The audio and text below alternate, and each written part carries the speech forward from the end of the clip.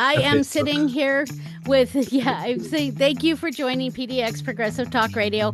I am here with Nathaniel and Joe from the Oregon Drivers Union or Drivers Union Oregon. I know Nathaniel can correct me. And they are going to tell us some history and where we currently are and the next steps to ensuring drivers' rights. As many of you know, I'm also a Lyft driver, and Nathaniel and I have talked on and off over the past few months, and I have been unable to assist until now. So I am really excited to offer them this space. So no further ado, hello, gentlemen. While I'm trying to work this out, why don't you tell us about the Drivers Union of Oregon and all of the particulars we need to know until first steps. Well, awesome. Yeah, thank you for having us, Sherry. My name's, for the record, my name's Nathaniel Hudson Hartman. Originally from Western New York, but I moved out to Oregon about 8 years ago and signed up to do Rideshare about a week after I moved here. And you know, I love what I do. I just love people. I've been in the service industry for a long time. And I really gravitated towards rideshare and, you know, the experience and the job itself, you know, has just been wonderful. And I'm just proud to be serving the community. I also do deliveries as well. I'm just proud to be serving the community as an essential worker. You know, our wheels were turning all through the pandemic, and before and after, rideshare has definitely become more ingrained in our society. So it's great to be here, and thank you for the space, Sherry. Joe? More than happy. thanks, Nathaniel. Yeah, my name is Joe Jackson. I've been a rideshare driver for nearly a decade. I think I'm just a couple of months off here. I've done thousands of trips and amassed hundreds of thousands of miles on the road, just getting people from point A to point B. I joined Drivers Union because we have a real shot at drivers' rights. And I'm just so happy because it's been since 2018 that there's been any pay changes for Uber and Lyft drivers. And, you know, even longer than that since it's been any good. When I first joined 10 years ago, it was 80% guaranteed of what the passenger paid. Wow. We're now getting something like 40%. Maybe. They say 75, but that's not what's happening. No, couldn't be further from the truth. So yeah, I'll give you some deep dive history into drivers unions kind of origins. So back in the Seattle area, I think Joe did a really good job kind of laying out, you know, some of the from here to now in terms of the pay. Yeah, it used to be kind of called in the driver community as the 80-20 split. And, you know, it was kind of like minimum actually, because with, you know, incentives, bonuses, you know, how fewer drivers were on the road, you know, it was kind of your classic sort of carrot and the stick, you know, incentivize drivers to buy expensive cars, depreciate them very quickly to, you know, earn, you know, good money. And it was, but, you know, very quickly we started to see our pay just start to go down. Meanwhile, rider fares started to go up. And so, you know, it's no secret when you look at their Uber and Lyft's financials and see that they've suddenly become, you know, in the last couple of years, profitable company. So drivers, you know, and by the way, I just want to make mention that, you know, this is like drivers organizing here in the state of Oregon. This has been going on a long time. I mean, recently we've been getting more, you know, sort of media attention. You know, the organizing has really picked up steam in the last couple of years, but drivers here have been, you know, organizing here for years and quite some time, and just noticing a lot of these inequities that we're, you know, trying to fix. But in Washington, the organizing was kind of, you know, a little bit more, I guess, organized, for lack of a better word. So back in 2014, drivers just realizing that this could not continue and that something had to be done, formed what we call Drivers Union. And so over the course of, 4 or 5 years, they just started building power within the driver community and, gaining allies in the community and also political allies in government, in Seattle city government.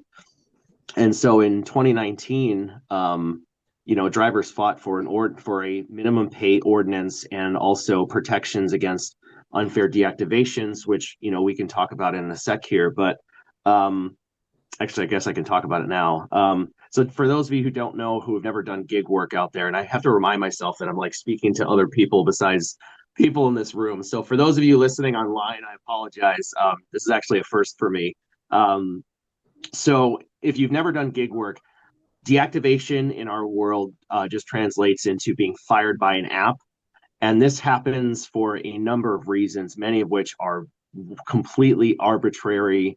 For example, a driver was deactivated because of a duplicate, what the system found to be thought to be a duplicate record of their, or like a erroneous record in their background check. But this driver legally changed their name. And so Uber accused them of falsifying documents and they were deactivated. And we were fighting to try to get this driver reactivated. But the system that is in place is very, very frustrating, very not user friendly, and it is in 100% English. So a large part of our driver community come from Black, Brown, and immigrant communities. English is a work in progress. And in our industry, it attracts the barrier to entry is very low, and a lot of our drivers come from driving like taxi, cabs and things like that. So lots of immigrant drivers kind of crossing over there, and so we really find that a lot of the drivers we're representing are not Steve or Chris or Brad. It's Mohammed or Abdullahi or Mahmoud. There is a really disturbing and glaring disparity over the percentage of drivers that are getting their jobs taken away by an app because of, in many cases, an app glitch, or as we're finding, a racially motivated complaint. So this is I mean, aside from pay, deactivations are a huge issue that we're trying to fix and that we're fighting to address and rectify. So in Seattle in 2019, there was a city ordinance passed that gave drivers, established a minimum pay standard because we are paid similar to cab drivers per mile and per minute. And so increasing those per mile and per minute rates so that way drivers could be earning a fair and living wage after their expenses. And then a deactivation appeals process with representation by a worker-led organization to be able to give drivers who were wrongfully deactivated a pathway to get their accounts restored. And so that ordinance went into effect in 2020. And then a couple of years later, House Bill 2076 was passed, which, kind of expanded those protections and those standards statewide.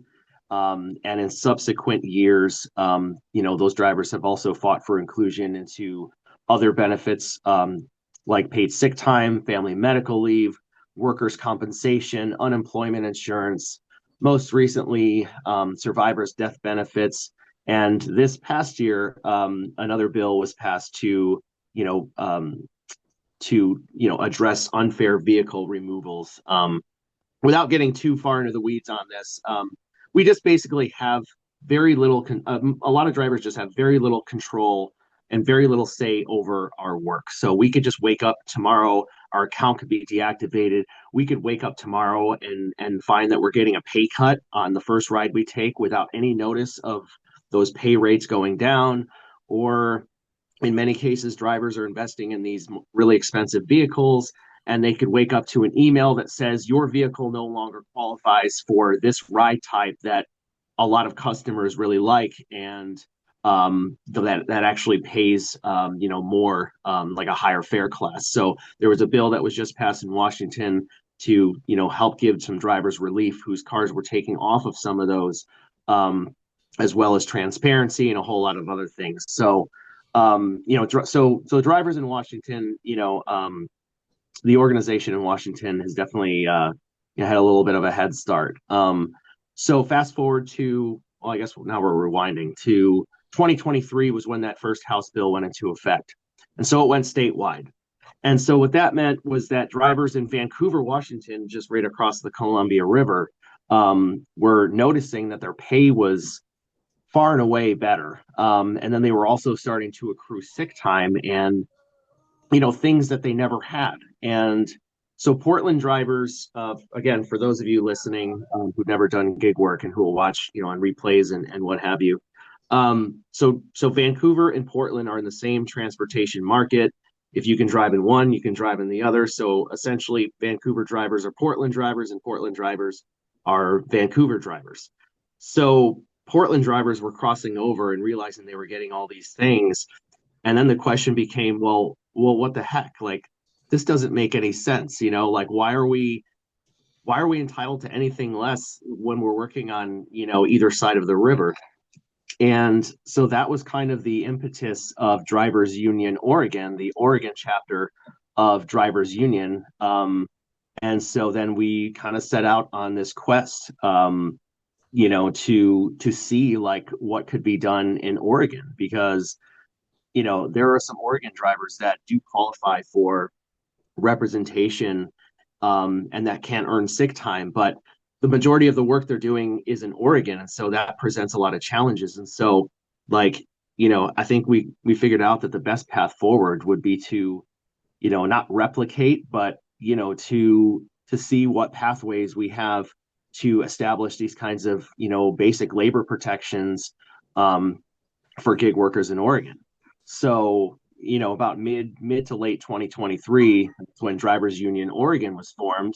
And at the time, Joe and I were not, officially, organizing, but we were driver leaders. And that's one of the really cool things I want to mention about our organization is it is a driver-led, it is an independent driver-led, worker-led, largely BIPOC-led as well organization. So, we were kind of doing, I jokingly refer to it as volunteer organizing for, for a while. But of course, that's very difficult, even more difficult for Joe than it is for me, to take the time to spread the word of drivers' rights in the community when you're, spending 50 to 60 hours or more out there on the road. Trying to pay the bills. I've got 2 kids and a wife and who's a stay-at-home mom. So yeah. And I have to interject here real quick. We are live on TikTok now. Woo, we did it. So can you give me a little bit of a rundown, just real quick, about the legislation SB 116 and the history, a little bit about us Lyft drivers being deactivated for like no reason, and how it's impactful for the driving community that this continues to happen. For those of you just joining, I had to cut these guys off real quick because I have been battling trying to get on TikTok Live for the past 15 minutes. And so I finally did it. And I am so happy to have Joe and Nathaniel here from the Oregon Drivers Union. They are representatives who are trying to help those of us Lyft drivers get drivers' rights and stop being exploited by Lyft and Uber. I'm sorry. So now go on. Yeah. No So Senate Bill 1166 seeks to add a minimum pay standard in the form of per mile and per minute rates.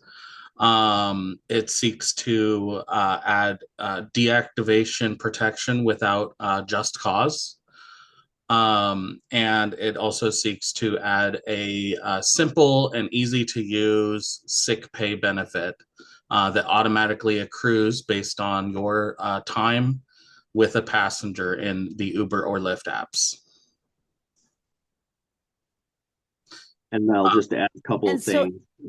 So what will these things do? What will the ramification? What are the ramifications of what you're asking for in SB 116? Yeah, Sherry, that's a great question. There's a couple things I'm going to add there. It also it also, so that just cause standard is very important, but it also is going to establish fair transparency for the drivers and riders, because currently there is a huge misnomer that riders that and well, some of your TikTok audience, maybe this might be more relevant. That maybe, especially in other markets, a lot of riders are under this assumption or this perception that the drivers are earning the majority of the fare, which couldn't be farther from the truth. So we want it will also establish fair transparency for both drivers and riders, which Uber and Lyft have tried everything they can to squash. And then this might be one of the more important things that we want to mention, is going to establish what we're calling a driver resource center. Now, this is a nonprofit agency that is going to be advocating and informing and helping drivers to enforce their rights. As Joe mentioned, sick leave accrual is a very important one. We're finding that in Washington, there are quite a few drivers that are being shorted on their sick time. And so we want to make sure that there's that enforcement mechanism in place, because right now Joe and I are kind of operating our mobile offices. So we want to kind of get four walls and a couple of desks here, so that way drivers can come and we can truly support them. Can you just remind me what your oh, you did ask about the deactivations, right, Sherry? Yes, I did. And where I want to go is what is so our people understand what is the impact of an active deactivation, why this is a serious concern, because we are, as of today, have no access to customer support other than a text message. And I have found that ridiculous. Many things about driving for Lyft are unconscionably wrong. But this is our experience, and they are exploiting underserved communities. Yeah, Joe, do you want to take this one? Yeah, so I mean, the importance of this is actually quite extreme, especially since, as you mentioned, what we have access to, and this is the case on both platforms, is essentially text message customer support. Even if you get through to somebody and are talking to somebody in these text messages, what you're going to get are kind of pre-planned, pre-scripted replies that oftentimes, in my experience over the last decade, are unrelated to the reason you're calling. It's oftentimes just, we really apologize for the inconvenience. I understand that you're messaging us because insert reason here. And maybe I'm messaging about deactivation. And they will say, we looked into your fare and your fare is valid. And it's like, no, that's not why. And it seems like it's just this constant loop of just like frustrating and unresolved issues when you're dealing with customer support. And when you're deactivated, that's your job, that's your income, that's my kid's food. And so it's so important to have like the representation of drivers' right advocates such as Nathanial and myself, and hopefully in the future, the Drivers Resource Center established by Senate Bill 1166. Yeah, and I'm so excited for that.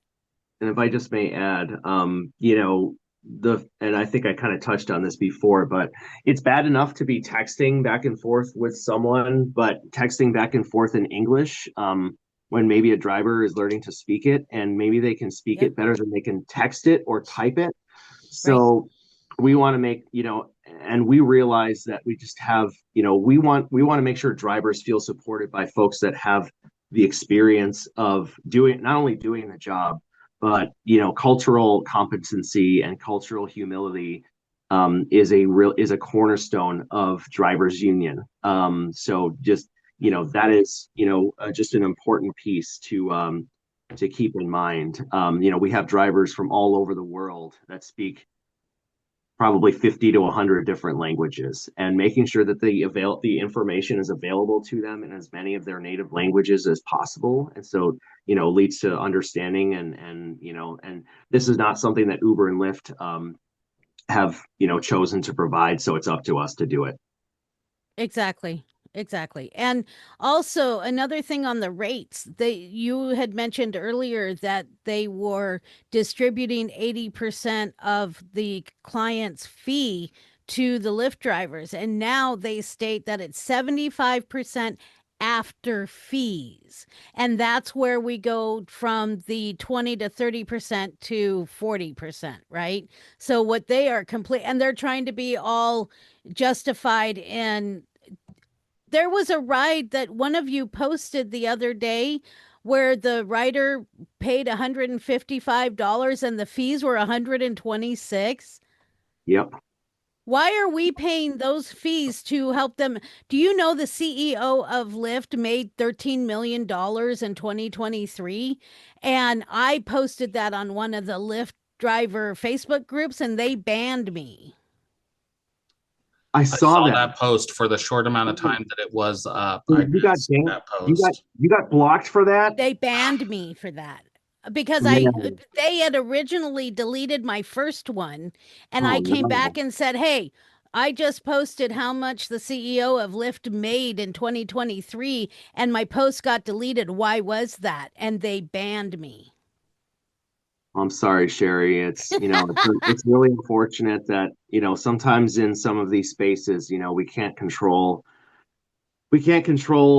some folks seek to control access to information. That is why, many of this is out of our control, but I appreciate, I'm sorry that happened. And I just appreciate you continuing to trying to be, an advocate for drivers' rights. That's really unfortunate. I laughed because there's the other group where I met you. I've Yeah. never said anything about how much he made and they haven't banned me. So I Yeah. am against like the CEO of Kroger made 10 billion 10 $10 Yeah. million dollars. The Yeah. CEO of Albertsons made $14.5 million. Yep. I expose these because they're price gouging us in the name of, oh, we need to make money. Dude, you are making extra record profits year over year, hand over fist, as your customers are wondering where their next dinner is coming from. And we're Yep. going to be short on time. We have 8 minutes. Yeah. The CEO of Uber announced it was announced a multi-million dollar buyback not too long ago, like like a year or two ago. I can't remember exactly, but Stock yeah. buyback? Yeah, stock Yeah. buybacks, yeah. Hmm. And Hmm. the thing is that one of the biggest arguments we're hearing from Uber and Lyft, and I know you asked about kind of next steps, and so I think that'll Yeah. probably this will bring us there. One of their biggest argument, I mean, Uber and Lyft are obviously pushing back against us. One of their biggest arguments that they're using here, but also in other states, is that rider fares will increase. And they're the way that they say this is very misleading, but we know that they're very good at putting misleading things into the narratives into the public and weaving those in. As you mentioned, the 70% guarantee. Uber and Lyft, or Uber saying drivers are making over $30 an hour average nationwide, even though it's And that's active hour. crap. That's Which, crap. for those of you who don't know, active hour means only when you're on your way to pick up a passenger, or you have a passenger in the back seat. So if Right. you're only active half an hour, which is very likely because Uber and Lyft continue to irresponsibly flood the market with drivers that is not commensurate to the increase in demand. If you're only active for half that hour, you're not making $30 an hour. You're only making No. 15 bucks an hour. And that's before expenses, which in our state, after expenses, that is well below the state's minimum wage. Well, and Wow. we need to add that expenses include fees to Lyft, right? Yep. Insurance that we pay Lyft, even though we pay our own rideshare insurance with our insurance company. Wear and tear on our vehicles, new tires. I just got new brakes on, and we had a family friend do the brakes because they only charged us like $600 for all four when my mechanic wanted to charge me 1,000, right? Yeah. So, and they don't help with any of that. They give a 15% discount for Goodyear. Well, what if I go to Les Schwab? or I have my personal mechanic. Yeah. You aren't paying me for that. And anyway, sorry. Yeah, the We're Well, here simple for you truth guys. is the amount that we're getting paid barely even covers the depreciation expense allowable by the IRS. Right. Right. really, And not yeah, to mention Oregon State and the federal government only allows you to either document miles or an itemized list, and the miles are going to be more apparently. yeah, they So like definitely. you can't deduct the cost of insurance on your car, that part for rideshare. You can't deduct the cost for tires, for gas, for anything. Yeah, so it just makes it even more important to, for us to be getting as high compensation out of that per mile per minute, fares. And, by the way, I mean, we want to, we're advocating for consumer protections as well, transparency. But, we realize that, we are passengers and drivers. We're in the same car. I actually have a big poster on my car right now that says driver and passenger rights. And drivers and Nice. riders unite. And that kind of leads us into, I know we're running short on time, so I just want to kind of get to the next steps here. So we have a big public hearing before the Senate Rules Committee on Monday, tomorrow. Holy cow, it's tomorrow. It's tomorrow. Tomorrow at 1 p.m. So if anybody's listening and they're in the Salem area, we're having a couple of big rallies. Actually, we're having a few big rallies. So here's how it sets up. We've got a rally happening in Portland at the IBW Union Hall, Local 48 down in Airport Way. Then we have a rally in Eugene at Eugene City Hall. And then those drivers, we're going to leave in a giant caravan of cars and then converge on the Capitol in Salem. And then we're going to have a big rally there at 11:30 at Wilson Park, right next to the Capitol. Everyone is welcome. Bring your friends, bring your families. We're going to feed everyone. Hopefully, we ordered enough lunches, Joe. um, I ordered a bunch. all right. And, we are just asking anyone who's willing to come and support, riders. We're fighting for you too. Any other rideshare drivers out there that might be listening, come down. It's going to be a great time. And that's kind of the next big step in our process. We have until the end of June to get this bill passed. So if anyone we would love for anyone to show up and also to submit written testimony in support of Senate Bill 1166. Email your lawmakers, your representatives, please urge them, Senate and the House, urge them to support Senate Bill 1166. Stay tuned to the news. I mean, we're going to have, coverage on KGW, Good. hopefully Right. the Northwest Labor Press, some other publications. KBOO, obviously, we're getting some shine Yep. here. So thank you for Yep. that. Thank you. Please just continue to, and if you take any rides yourself too, anybody who's listening that's going to travel, take an Uber or Lyft to the airport or from the airport, or if they take one to get to work, talk to your driver, tell them what you heard on this radio program, tell them to reach out to Drivers Union Oregon. We are, you can find us on all social media platforms at Drivers Union OR.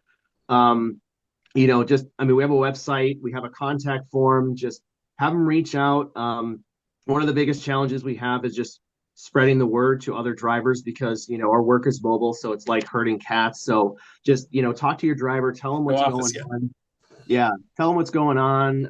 We're really growing. We've got really thousands of drivers all over the state who we're trying to reach and inform of this mission, this statewide mission. So just continue to spread the word and support however you can. Yeah. Also, If, to if make note real quick, this show right now that's happening is not affiliated with KBOO. I have an online presence across TikTok, Instagram, and Facebook for Okay. PDX Progressive Talk Radio. That's aside from KBOO. So just so you know, I don't need KBOO's name in here because I don't need to get in trouble. Okay. Understood. This is PDX Progressive Talk Radio and our online presence. So Joe, I'm sorry, you were saying, and we've got 2 minutes. No, I just wanted to mention, if you can make it to anything tomorrow, I'm gonna try. make it to Salem.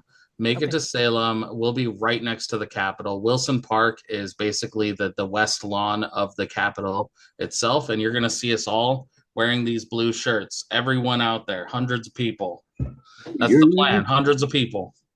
Yeah, Yep. you guys are an organizing machine. I love it. It's great. Thank you. Yeah, it's a work in progress. But like the work is like I had mentioned in Washington, I mean they've achieved a lot of victories, but they continue to keep working and keep pounding because there's a lot of issues, that are facing our rideshare industry, but they kind of all break down to a handful of things: fair pay, protections, benefits, and a voice. And those remain our priorities. And we're committed to continue the work and trying to make this the best we can. So, by the way, if any of you lawmakers are listening too, we'll be seeing you soon. Come say hi. It's going to cut off, you guys. Yeah. All right. Thank you so much. you so We'll much. see you tomorrow. When we Bye. fight, We win. Amen. all right. Take Bye-bye, care. guys. Thank you.